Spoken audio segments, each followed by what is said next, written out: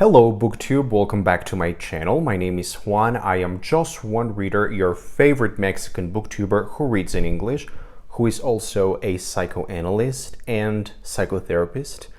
I think I'm one of a kind. I am quite a catch. Am I not?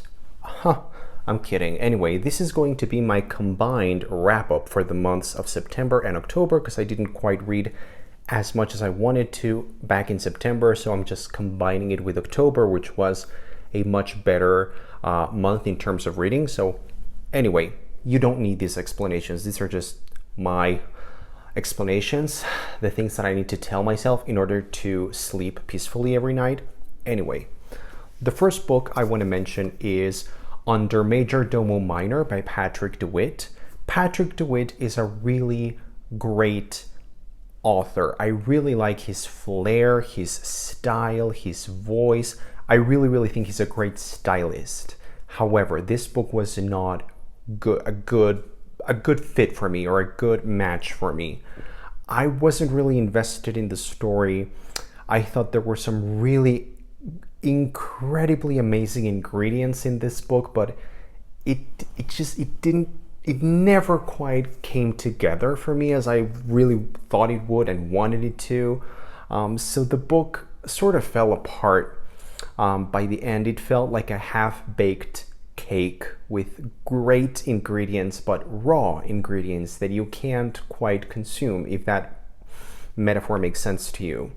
So even though I really loved the beginning of the book and up until the middle, I was just in love with the book, with the flair, the style, the voice. It's so gothic and so absurdly funny. I was really digging it, but then the story was just kind of honestly boring. So by the end, I think I gave this book 3 out of 5 stars. Mostly for those reasons, because I really loved the flair and the author behind this, but this book, not the right one for me. However, if you are interested in Patrick DeWitt, I would recommend his book French Exit, which is one of my favorite books. That one was great. So this is, it was a 3-star. Then I read a book that completely blew me away. Like, I was not even expecting it to be that good, but it turned out to be great. The Days of Abandonment by Elena Ferrante. Elena Ferrante is proving to be one of my favorite voices, again, one of my favorite stylists. I really like her stories, even though they certainly follow a pattern, stories of female characters, women living in Italy in a certain kind of, not exactly time period, but in a certain atmosphere. There's a certain vibe. I really think there's a Ferrante vibe that I personally love myself. And just this, there's a pattern in the way that she addresses these issues. But oh my God, it's so dramatic. So this book follows it's essentially the premise of the story is the story itself. It's what happens when a woman in her 30s with 2 children is left by her husband in a very sudden, abrupt, sort of traumatic way. It's a traumatic experience. It's so overwrought and so grandiose in terms of the suffering and the plight that this character goes through. It's what I loved about this is that even though there are some elements of the Neapolitan novels by Ferrante, which are certainly sort of the seeds are planted in here that they would later on blossom in the Neapolitan novels.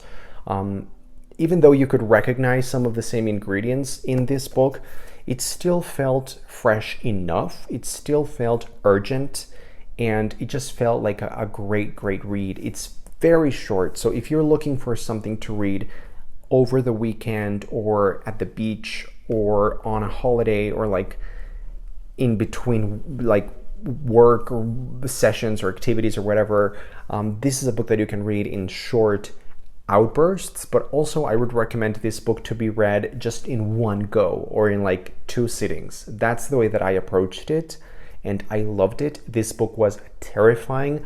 There's a scene which is sort of like the climactic, conflicting scene in the book.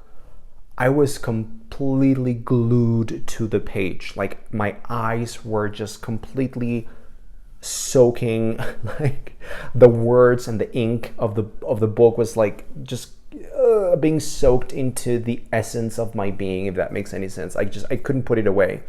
It was so hard to read, that scene particularly, but it was so chef's kiss. It was magnificently taut. It was tense. It was exciting in like the worst possible way, because it's filled with anxiety and anguish and pain and terror, but it's such a great book. I really, really loved it, and I think this is a great introduction to Ferranti from what I've read so far of Ferranti's works. I would certainly recommend that you started with this one. So this is The Days of Abandonment, and I gave it 4 out of 5 stars, which is incredibly high for me. I don't give 4 stars that easily. Then I read The Inheritance by Robin Hobb and Megan Lindholm. They are the same person, but you know, these are 2 sort of pen names or pseudonyms for the same person. So this is a collection of short stories. The stories that are written under the name of Robin Hobb are, you know, very sort of fantastical and longer, and they are very, very typical Robin Hobb stories. Just the way that they are told, like the storytelling and the narrative voice is very Robin Hobb-esque. But then the stories that are written by Megan Lindholm are shorter. They are modern. They take place in modern times. There's a modern context, a modern setting. She addresses different issues when she's writing under the both of these different pen names or pseudonyms. So it's a really refreshing collection. And look, this is an incredibly overlooked book, because I genuinely think this is great. It's a great piece of fiction, and I don't know, man. I don't know why people are not reading this collection as much as I think they should, because it's great.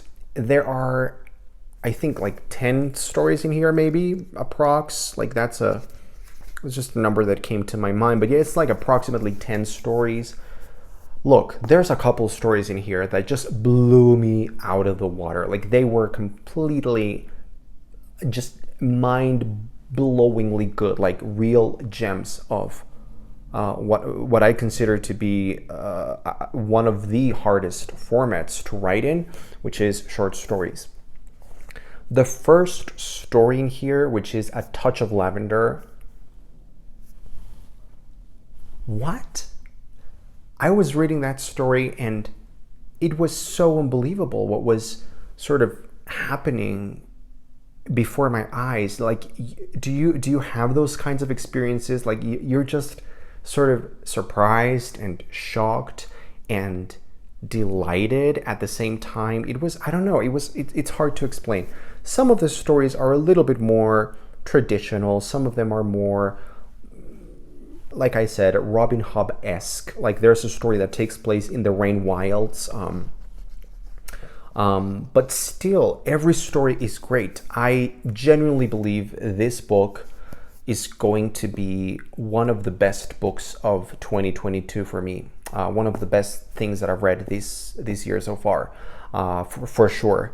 Right now, I am giving it 4.5 stars. I'm still waiting to see if I'm still thinking about the stories as much in the future.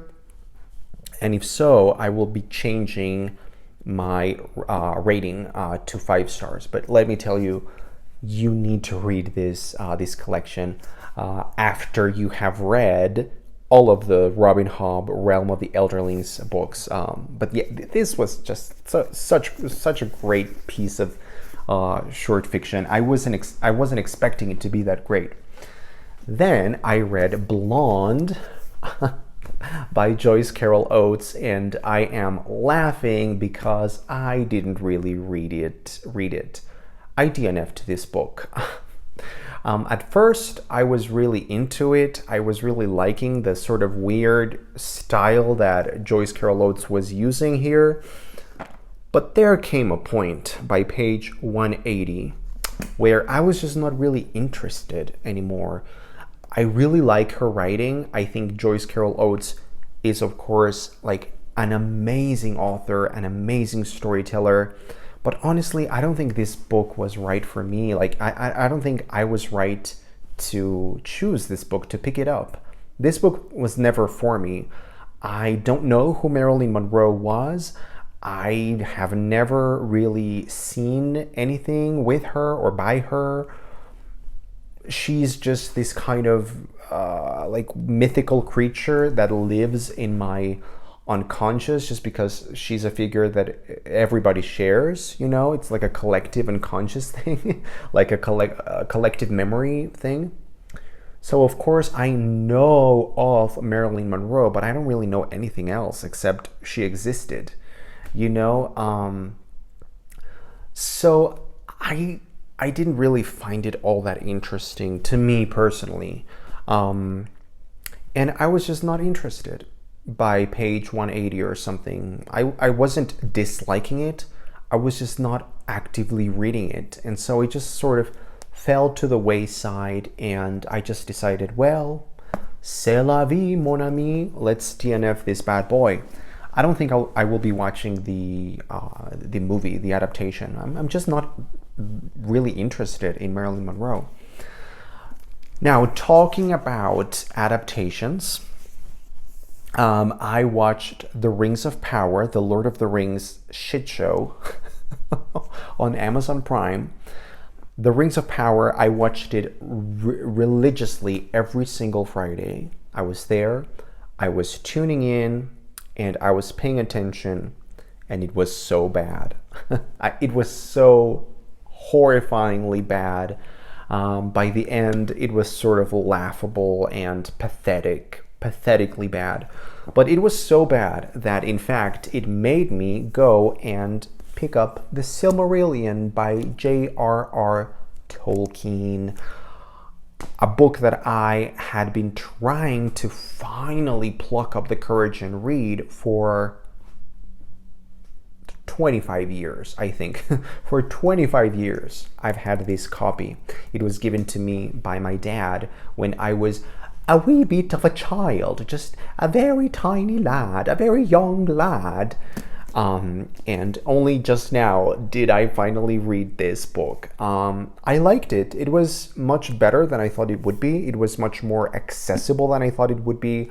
It was majestic and grandiose in a biblical way. I really liked Tolkien's prose sometimes. Some other times it was just incredibly pretentious and incredibly empty. Like, the writing is good, but sometimes I was just like, why? Why should I care about this?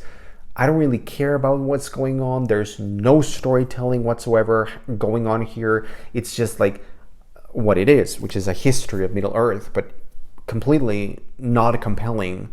But that was like 60% of the book. The other 40% of the book, really liked it. So I am sort of conflicted about this book and how to rate it, because in a way I think it's just majestic and so like elevated. Like, everything here is like elevated and grandiose.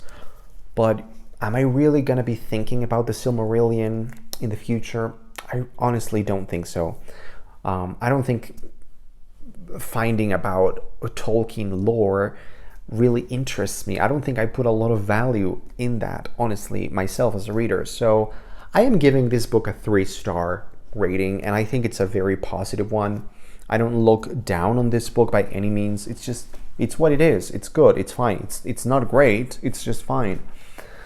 Then I read Jim Button and Luke the Engine Driver, which is a middle grade book for it's a middle grade book, of course, for children, and it's written by Michael Ende, one of my favorite writers, because he single-handedly won me over to the fantasy genre. Well, not single-handedly, because Harry Potter also did that, but like no one writes fantasy like Michael Ende does or did. And this book I had never read before. If you don't know who Michael Ende is, he's the author of my favorite book of all time, The Never-Ending Story.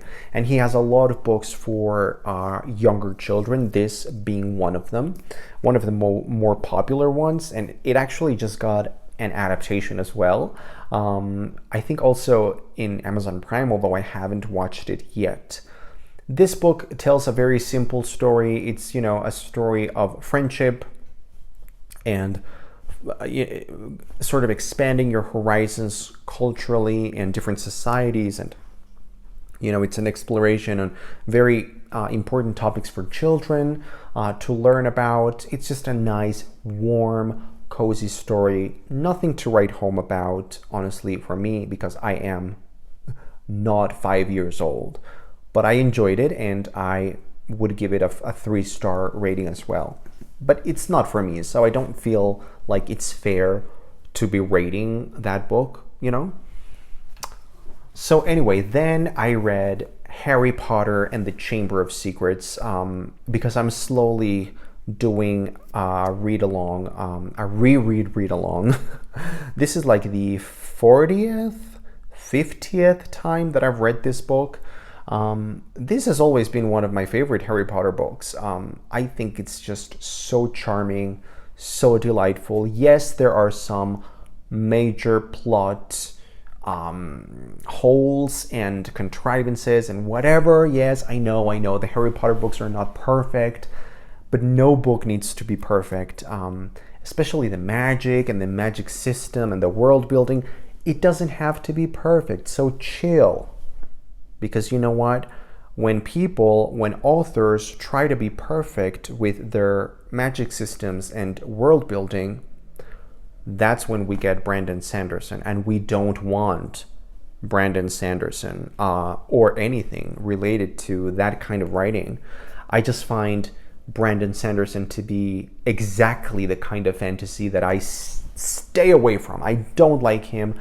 I don't like knowing all of the rules and everything feeling so like perfectly organized and crystal clear and everything perfect and scientific to like perfect to a T. No, I don't want any of that. That's completely devoid of magic. That's why I think Brandon Sanderson is single-handedly destroying the fantasy genre. Yes, I said that.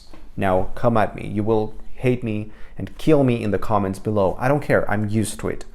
Come on, I am so used to it. So, coming back to Harry Potter. This is exactly the kind of fantasy that I like reading because it's soft magic system. It's a very quirky world building, focusing on the funny little eccentricities and quirks and the colorful, quaint bits and pieces of this world. It doesn't all have to make sense. Of course it's contrived. Of course it's convenient sometimes. Like there's a fucking car that comes out of nowhere and saves Harry and Ron from Aragog and friends. So I don't care about that. These books are the living proof, like the physical hard evidence that when your storytelling chops are perfect, you don't need to have a perfect world building or a perfect magic system. As a reader, what I treasure the most is good writing, good storytelling, and J.K. Rowling, of course, kicks Brandon Sanderson's ass. She does. She's great. I love her. Anyway, 5 stars. It's still as great as always. I laughed uncontrollably. This book is so funny. I loved it.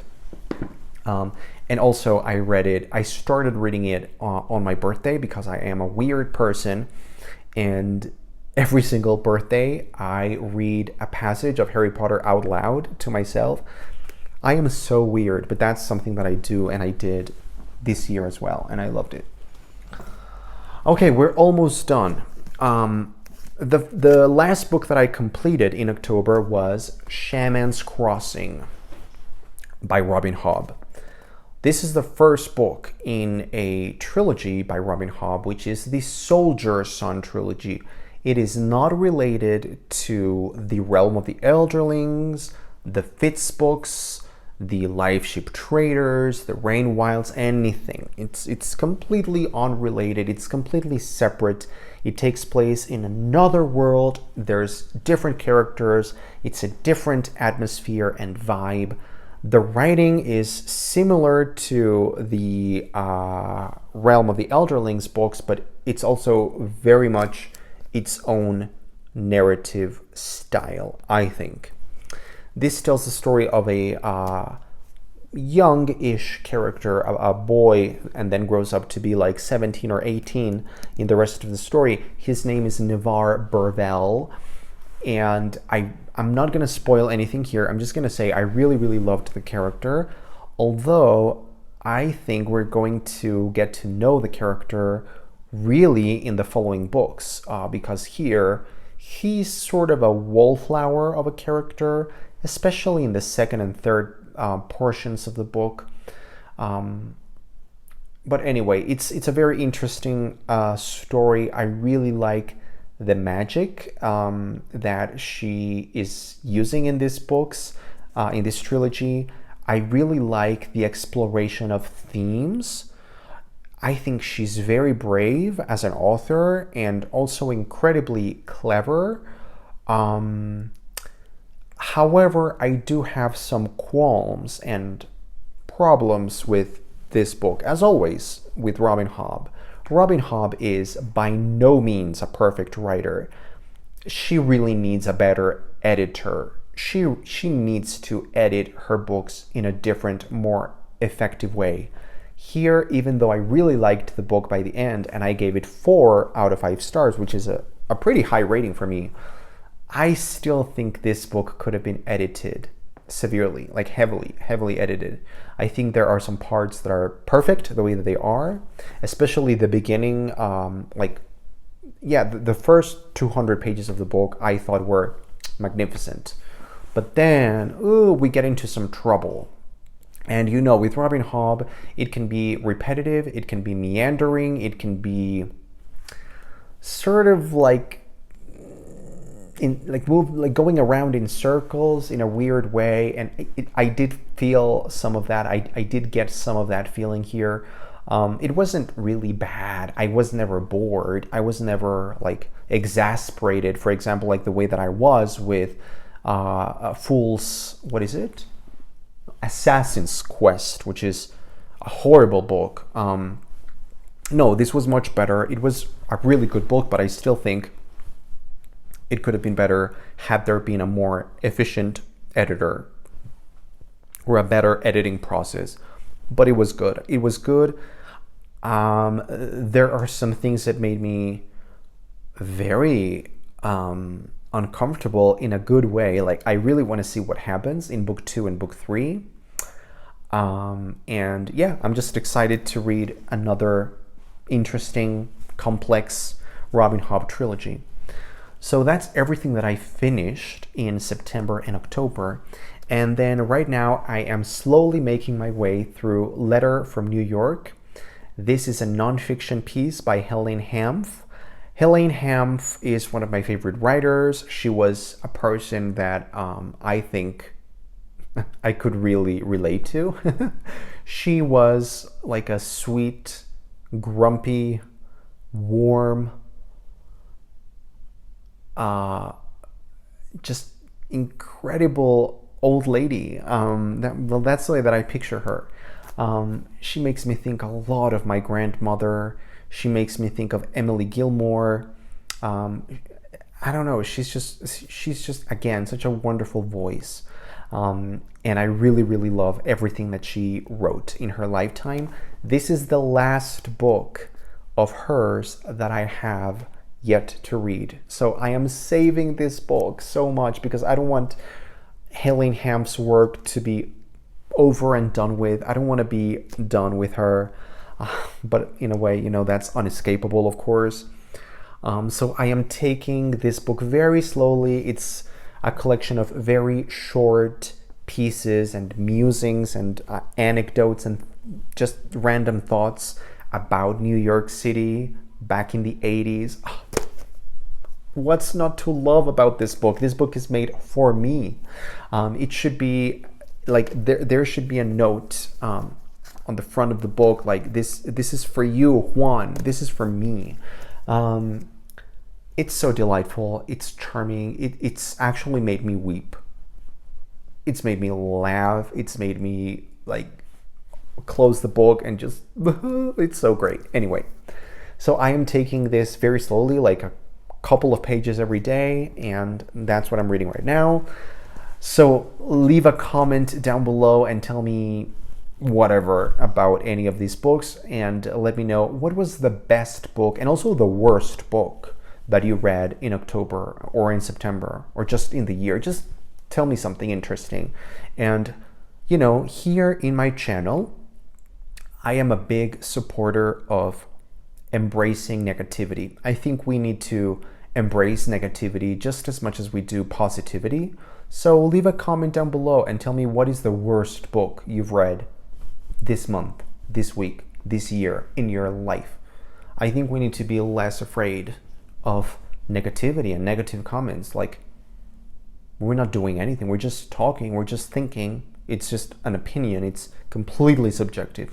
Anyway, thank you for watching. I am just one reader, and I will see you on the next video. Bye.